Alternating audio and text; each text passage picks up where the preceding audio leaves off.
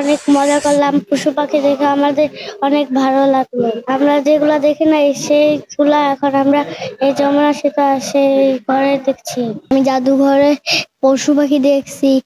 আমার জাদুঘরটা খুব ভাল লাগছে। প্রতি বছরের ন্যায় আমরা যেন নতুন ভাবে এই জাদুঘরটাকে একটা আনন্দ মুখরিত পরিবেশ সৃষ্টি করতে পারি। আর এখানে যে জিনিসগুলো রয়েছে জাদুঘরে, যেমন বিভিন্ন পশু পাখি প্রাণীর অভাব রয়েছে, যেগুলো দেখে মানুষ অনেক কিছু শিখতে পারে এবং তাদের মেধাকে বিকশিত করার একটা সুযোগ হয়।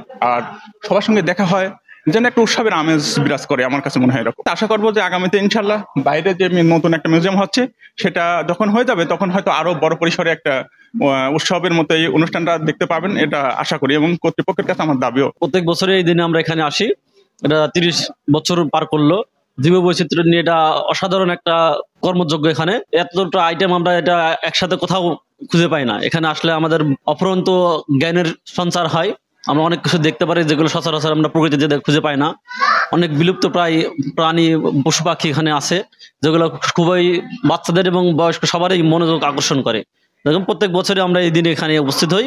এটা আমাদের কাছে অনেকই উপভোগ্য একটা বিষয়। আজকে এখানে আসা এটার জন্মবার্ষিকী আর কি, হ্যাঁ, যার কারণে প্রত্যেক বছরই এই অনুষ্ঠানটা হয়। বসুন্ধরা টিস্যু, অশুদ্ধতার বিরুদ্ধে এক বিন্দুও ছাড় নয়।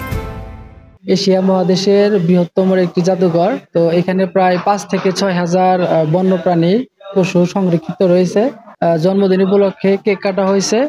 তো আমরা চাই এটা আরো বড় পরিসরে করা হোক এবং প্রতি বছর এটা যেন বড় পরিসরে জাদুঘর উদযাপনের করা হয় এবং আমরা এলাকাবাসী চাই যে এটা অনেক বড় হোক। আমরা এই বিভিন্ন পশু পাখি দেখতে পারি এখানে জাদুঘরে সংরক্ষিত আছে, যা হয়তো দূরে থেকে দেখা সম্ভব না, কিন্তু এখানে আসলে দেখতে পারি। জাদুঘরে হাঁটি হাঁটি পা করে আজকে প্রায় 30 বছর অতিক্রম করে 31 বছরে পদার্পণ করলো।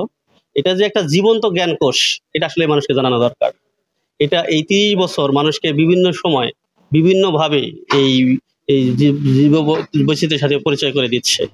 এবং এটা যে একটা জীববৈচিত্র্য সংরক্ষণ করে যে একটা নতুন দ্বার উন্মোচন করা যায়, এই যমুনা সেতু আঞ্চলিক জাদুঘর তার শ্রেষ্ঠ প্রমাণ। আর এই জাদুঘর সমৃদ্ধি করতে যারা স্বতঃস্ফূর্তভাবে অংশগ্রহণ করছে, জাদুঘর কর্তৃপক্ষ তাদের কাছে কৃতজ্ঞ। আসলে আমাদের জাদুঘরটা হলো ছোট।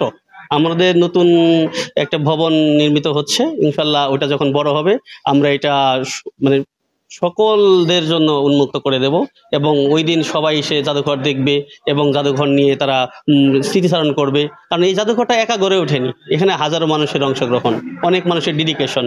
কারণ ডে বাই ডে করে যে 30 বছর গেছে, এখানে অনেক স্মৃতি, অনেক আবেগ জড়িত।